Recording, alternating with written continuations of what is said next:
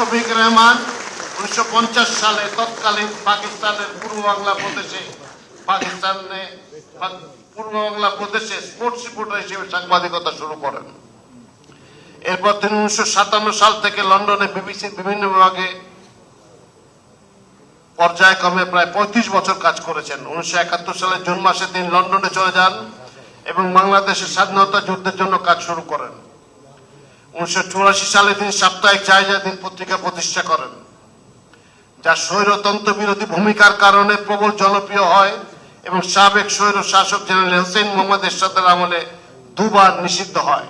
শফিক রেহমান জায়জাদিন ম্যাগাজিনের মাধ্যমে বাংলাদেশের সাংবাদিকতায় এক নতুন সাংবাদিকতায় নতুন যুগের সূচনার স্বীকৃতি হিসেবে শফিক রেহমানকে 2026 সালের 21শে পদকে ভূষিত করা হলো।